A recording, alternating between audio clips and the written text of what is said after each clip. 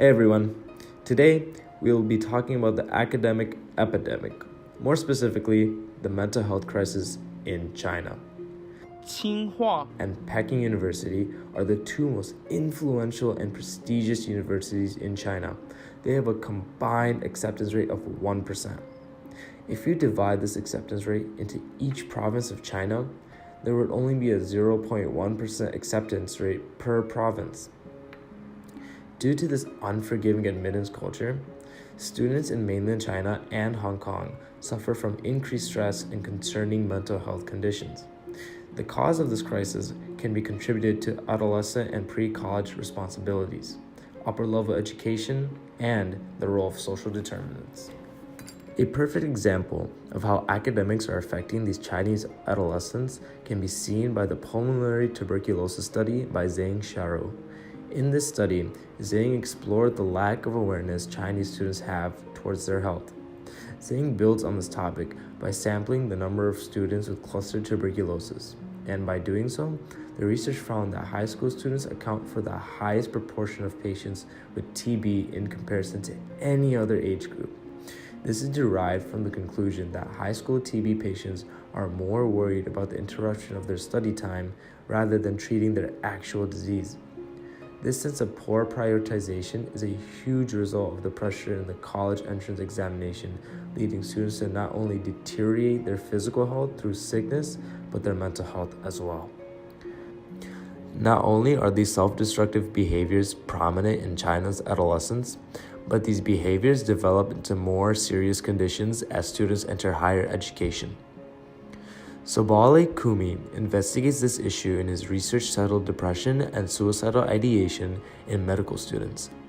His paper talks about the high rates of depression and suicidal ideation among second and third year medical students. In this sample, a total of 348 students took a questionnaire, and about 13.5% of them had a moderate to severe depression. In addition to this, 7.5% of the medical students had a suicidal ideation. About 30% of the students that were depressed reported this suicidal ideation. The study also revealed the lack of mental health services on campus and how little is done about promoting mental health and wellness. Students must leave campus to seek help that may not even address the cause of their stress. This research proves that mental health crisis is not exclusive to high school and undergraduate college students, but rather all participants of academia.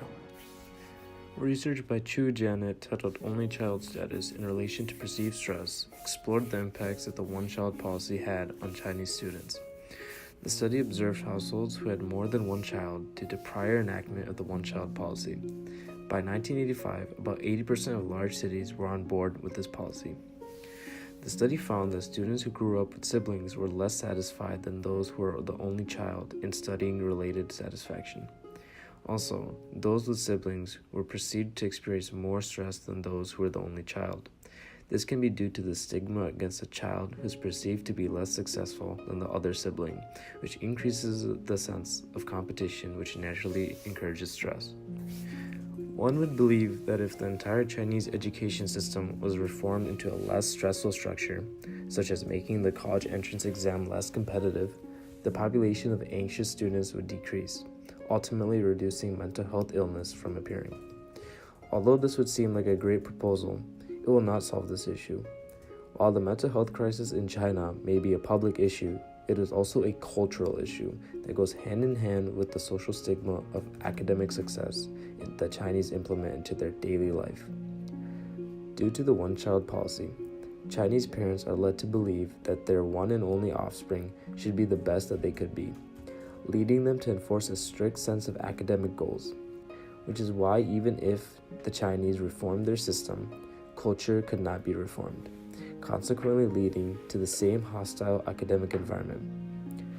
Due to this nationwide system, every student goes through the same trial and tribulation, which is why when a student goes through severe mental distress, they feel discouraged for speaking out because they don't want to look weak in front of their peers and family members that have gone through the process themselves.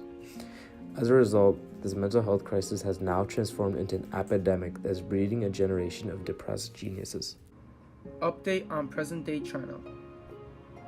In November 2013, China decided to relax the one-child policy, and by 2016, the new policy was coined as the two-child policy. But the cultural disparity still persists.